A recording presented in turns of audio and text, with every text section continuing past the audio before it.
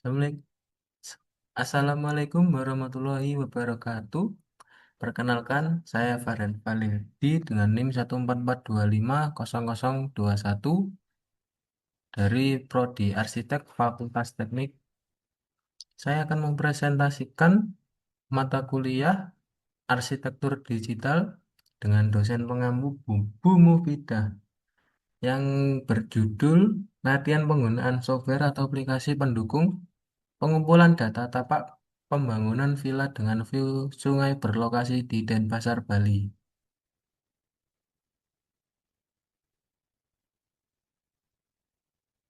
Untuk software pendukung yang saya gunakan data tapak adalah yang software pertama itu ada Google Map, yang kedua Google Earth, yang ketiga CADMapper, yang keempat SketchUp. Data yang didapat ketika menggunakan semua aplikasi tersebut, yang pertama adalah ukuran atau dimensi. Yang kedua, luasan tapak. Yang ketiga, topografi kontur. Yang keempat, kondisi lingkungan.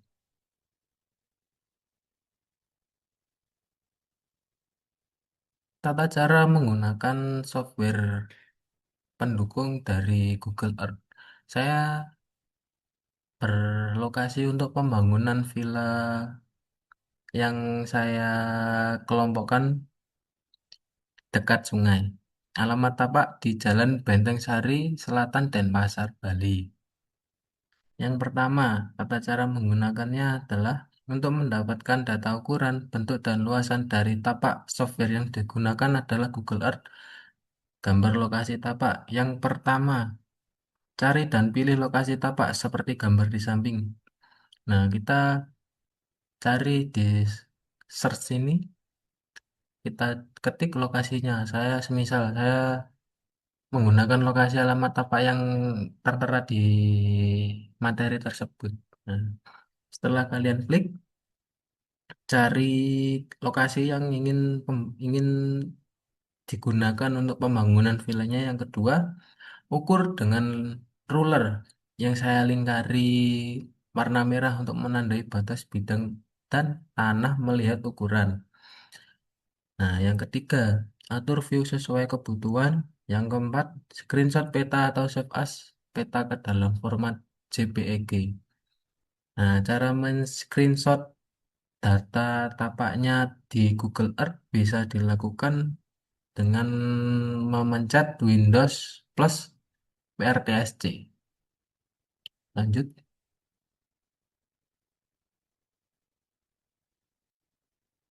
Yang kedua, saya menggunakan aplikasi SketchUp untuk mendapatkan garis kontur seperti gambar di samping menggunakan software SketchUp gambar lokasi tapak. Yang pertama, buka software SketchUp, kemudian klik file, lalu pilih geolocation, lalu pilih tambahkan lokasi. Sebelum ke klik file, coba lihat di pojok kiri atas ada tulisan file di SketchUp. Nah, klik di situ. Yang nomor dua, pilih area atau data tapak yang akan didapatkan data konturnya, kemudian kita import.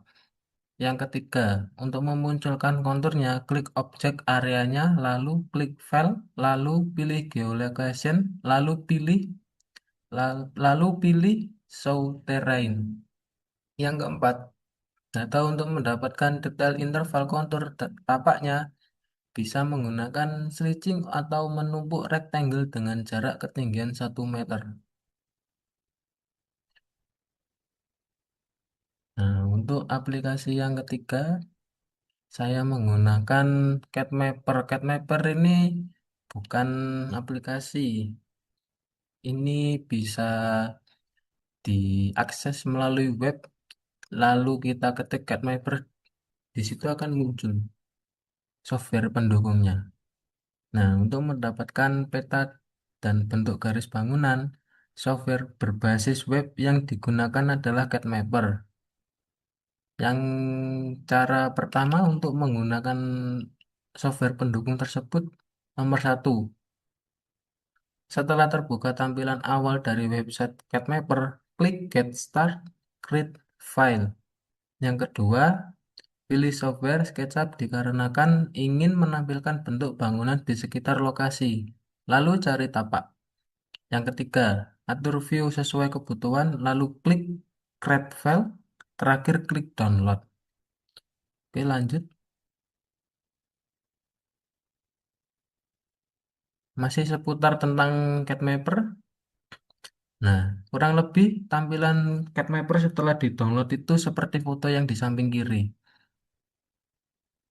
Nah, ketika kalian sudah mengimport download, kalian coba beri penanda pembeda dari bangunan-bangunan di sekitar yang lain agar mudah untuk saat melakukan desain perencanaan pembangunannya. Oke, next. Untuk yang terakhir, saya menggunakan aplikasi pendukung Google Maps. Nah, kita menggunakan Google Maps untuk mengetahui view-view yang didapat apa saja. View-view contoh dari tampak utara, tampak selatan, tampak barat, tampak timur, itu seperti apa. Kita bisa lihat di Google Maps. View tampak utara dari Google Maps, kalau dilihat dari atas seperti foto gambar yang berada di kiri atas. Nah, untuk tampilan street view. Tampilan street view itu kayak lokasi yang sebenarnya yang kita lihat dari langsung, yang tidak kita lihat dari atas, seperti foto yang di kiri atas. Untuk gambar selanjutnya, ini view tapak selatan, ya, kurang lebih penjelasannya seperti yang sebelumnya di tampak view utara. Nah, ini untuk tampak barat seperti ini tampilannya. Untuk tampak timur seperti ini tampilannya.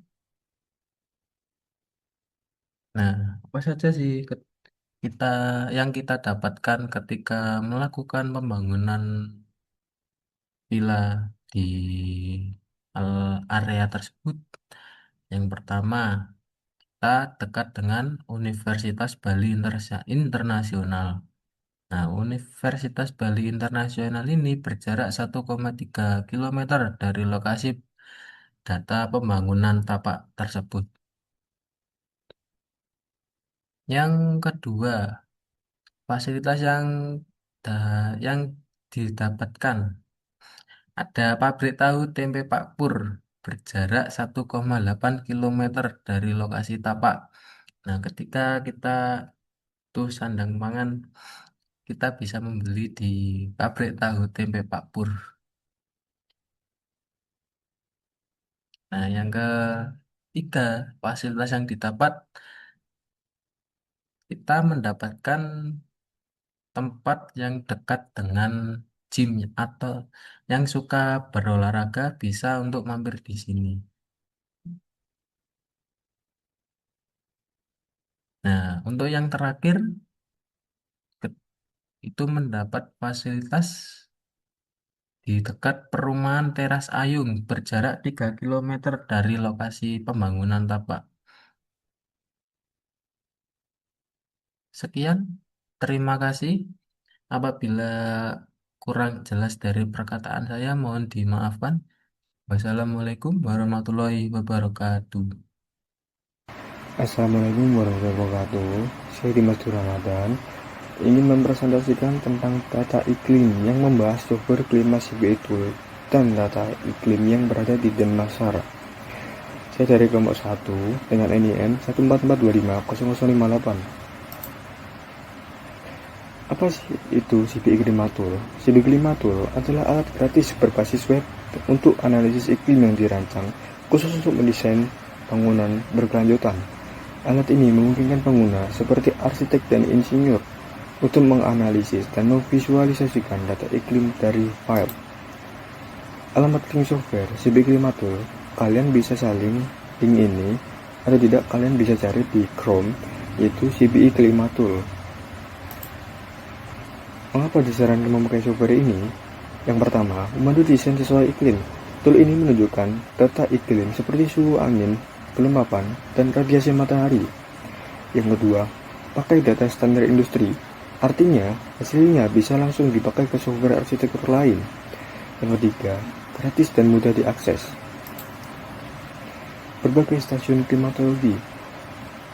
Di halaman ini, kita bisa melihat berbagai stasiun klimatologi dari penjuru negara dan benua, dan kita bisa memilih salah satu stasiun yang berwujud titik biru di tampilan itu untuk kita telusuri berbagai fitur di software tersebut. Kita memilih Denpasar Ngurah Rai karena lokasi kita ada di Denpasar. Apa saja fiturnya? Yang pertama yaitu Climate Profile. Jadi climate profile adalah profil iklim yang mencakup data dan informasi tentang unsur-unsur atmosfer yang diukur selama periode waktu yang panjang. Yang kedua, yaitu tabel statistik suhu bulanan di Denpasar yang menunjukkan suhu rata-rata variasi kondisi ekstrim dan distribusi suhu dalam setahun. Temperatur mempengaruhi kelembapan, terutama dalam konteks desain arsitektur dan kenyamanan termal. Yang ketiga yaitu natural ventilation, menampilkan data yang membantu menentukan apakah suatu lokasi cocok menggunakan ventilasi alami tanpa AC di Denpasar. Data ini berasal dari suhu udara, kelembapan, dan laju angin dalam file EPW atau dari file natural ventilation. Data Explorer adalah halaman di CBI Klima Tool yang menampilkan data mantah iklim dari file EPW dalam bentuk grafik dan tabel yang berfungsi untuk melihat isi data cuaca secara lengkap sebelum dianalisis lanjut seperti ventilasi alami, profil iklim, temperatur, dan kelembapan. Kualitas luaran. Kelebihan kualitas luaran yaitu yang pertama visualisasi, interaktif, dan profesional. Yang kedua, output data lengkap dan relevan. Yang ketiga, interpretasi untuk arsitek dan engineer. Kesimpulan, CBI Klima Tool disarankan karena memberikan analisis iklim yang sangat lengkap, akurat, visual, dan mudah dipahami untuk kepentingan desain arsitektur. Dengan kata lain, software ini membantu arsitek mengambil keputusan desain berbasis data, bukan asumsi. Terima kasih karena telah mendengarkan presentasi saya. Saya Dimas Ramadan. Semoga bisa dipahami. Matur nuwun.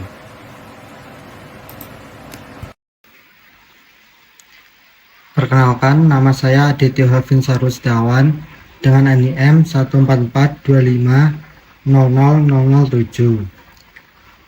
Universitas 17 Agustus 1945, Teknik Sipil, Program Studi Arsitektur.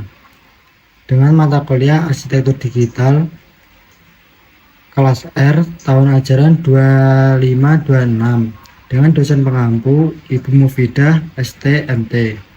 Pada video kali ini kita akan membahas pelatihan penggunaan software atau aplikasi pendukung, modeling, transformasi, desain, dan eksterior dengan software SketchUp, pembangunan villa 2 lantai. Software SketchUp merupakan salah satu software transformasi desain yang membantu arsitek dalam membuat model 3D, visualisasi konsep, dan desain interior maupun desain eksterior. SketchUp dikenal karena kemudahan penggunaannya. Pada instalasi pertama, setiap kita membuka ikon SketchUp, kita akan ditunjukkan sebuah window awal yang berisi pilihan tampilan bidang kerja atau sebuah template. Untuk contoh ini, kita akan pilih simple template dengan ukuran meter. Setelah memilih template, pada tampilan awal layar SketchUp, kita ditampilkan ruang kerja dan berbagai ikon yang akan kita gunakan untuk membuat sebuah desain. Ada pula berbagai ikon gambar dan editing untuk memudahkan kita dalam membuat desain yang kita inginkan. Seperti pada contoh tampilan gambar, ikon gambar, dan editing. Di sini saya sudah membuat transformasi desain arsitektur bangunan villa. Dari transformasi pertama sampai transformasi ketiga. Perubahan transformasi dapat dilihat pada area yang berwarna. Untuk membuat transformasi desain seperti contoh berikut, selanjutnya kita akan masuk ke tahap-tahap pembuatannya. Untuk membuat modeling transformasi desain, langkah pertama dengan mengklik ikon gambar persegi pada ikon gambar dan editing. Setelah itu, kita bisa menarik garis untuk membuat persegi. Untuk ukurannya, kita akan menyesuaikan sesuai kebutuhan. Setelah kita memiliki model persegi, kita bisa lanjut dengan mengklik ikon push pull untuk membuat volume. Sekarang kita memiliki sebuah bentuk persegi sebagai dasar transformasi desain yang akan kita buat.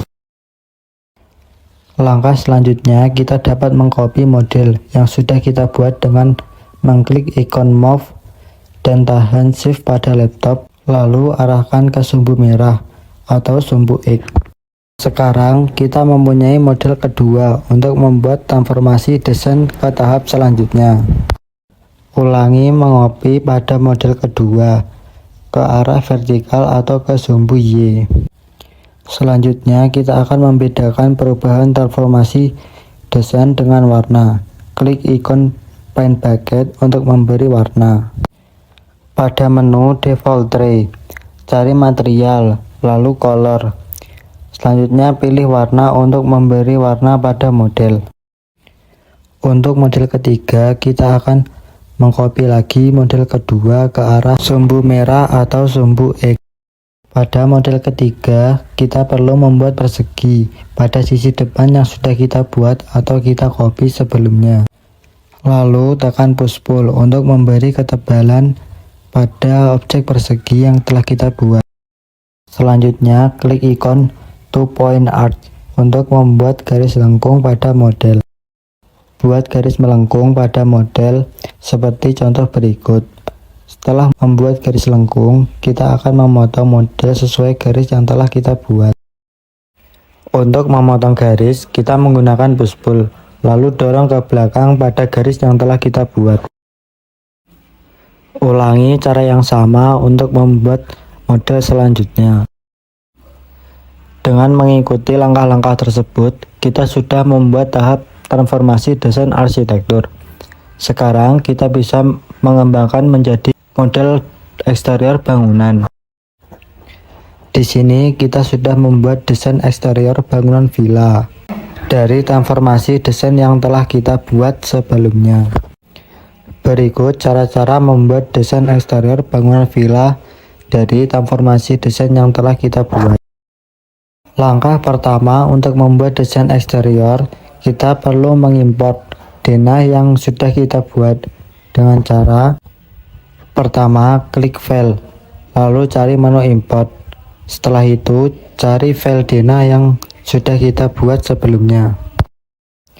Setelah denah terimport, buat persegi mengikuti garis dinding, lalu tekan push pull untuk membuat ketinggian. Untuk ketinggian disesuaikan sesuai kebutuhan. Setelah membuat desain bangunan sesuai dengan denah yang sudah kita import tadi, selanjutnya kita akan membuat fasad bangunan sesuai dengan transformasi desain. Lengkapi dengan pintu, jendela, dan material pendukung lainnya. Di sini kita menggunakan roster sebagai material pendukung. Selanjutnya, tambahkan warna atau material yang akan digunakan untuk finishing bangunan. Dan tambahkan beberapa detail untuk mempercantik tampilan eksterior bangunan. Setelah semua tahap selesai, kita sudah membuat desain eksterior bangunan dari transformasi desain yang sudah kita buat. Sekian video dari saya tentang modeling transformasi desain dan eksterior dengan software SketchUp pembangunan villa 2 lantai. Terima kasih dan selamat mendesain. Assalamualaikum warahmatullahi wabarakatuh. Perkenalkan, nama saya Ridwan Adi Sulistiawarno, NIM saya 144250053. Pada kesempatan kali ini, saya akan mempresentasikan bagian interior lantai 1 dari proyek desain interior bergaya industrial yang dikerjakan oleh kelompok 2 dalam mata kuliah arsitektur digital. Desain interior yang diterapkan pada lantai 1 mengusung gaya industrial yang terinspirasi dari karakter bangunan pabrik ataupun gudang. Konsep ini menonjolkan kesan material yang jujur, fungsional, dan terekspos. Berikut merupakan dana lantai 1 dan 2. Perancangan ruang difokuskan pada efisiensi tata letak, kemudahan sirkulasi, serta pembagian fungsi ruang yang jelas sesuai dengan aktivitas penghuni. Ruang dimanfaatkan secara maksimal dengan kitchen set yang fungsional, menggunakan warna gelap, material expose, dan pencahayaan warm LED untuk menegaskan karakter industrial sekaligus menjaga kenyamanan ruang. Space planning and layout. Penataan ruang lantai 1 dirancang terbuka dan fungsional dengan meminimalkan sekat agar ruang terasa lebih luas. Tata letak furnitur disesuaikan dengan fungsi ruang untuk mendukung kenyamanan dan aktivitas penghuni. Color psikologi. Pemilihan warna pada interior lantai 1 menggunakan warna-warna netral khas industrial seperti abu-abu, hitam, dan warna material alami yang bertujuan menciptakan suasana ruang yang tenang, tegas, dan nyaman. Furniture selection.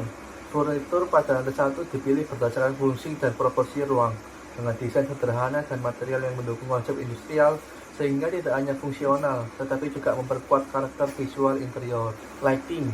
Pencahayaan pada lantai 1 dirancang untuk mendukung aktivitas utama ruang sekaligus membangun suasana.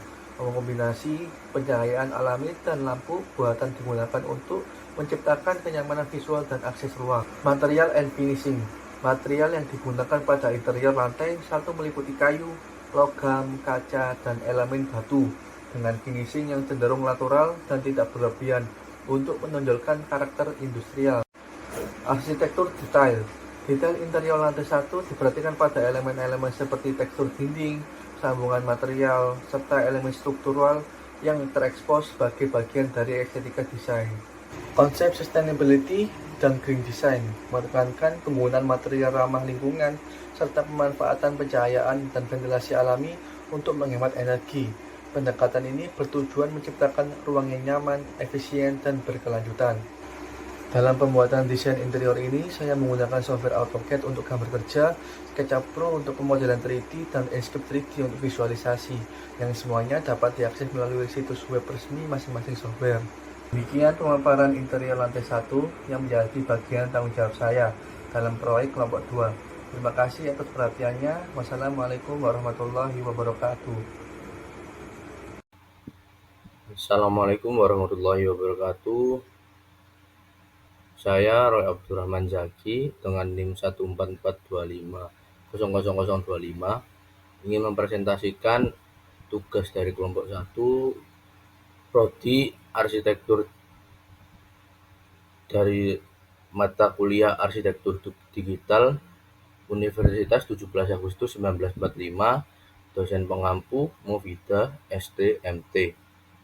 Di sini saya akan mempresentasikan latihan penggunaan software atau aplikasi pendukung. Nah, di mana tugas saya adalah membuat desain denah, desain interior, dan render lantai 2 dengan view yang berlokasi di Denpasar, Bali. Yang pertama yaitu membuat denah. Yang pertama saya lakukan yaitu menggunakan AutoCAD untuk membuat denah, membagi ruang-ruang yang dibutuhkan. Lalu saya mengubahnya ke file PDF untuk dimasukkan ke presentasi ini. Yang pertama untuk membuat denah yaitu menentukan ukuran lahan, lalu membagi lahan menjadi beberapa ruangan, lalu menambahkan aksesoris pendukung ruangan tersebut seperti furniture, perabotan alat mandi, perabotan sink, dan lain-lain. Lalu jangan lupa meletakkan notasi dinding dan pintu. Aplikasi yang saya gunakan untuk membuat desain 3D-nya yaitu SketchUp Web dan Adobe PDF juga. Di sini saya menggunakan aplikasi ini karena lebih mudah dipahami dan bisa dijangkau semua orang di kalangan manapun. Di sini saya akan menjelaskan cara kerja aplikasi tersebut. Di sini saya membuat desain 3D interior.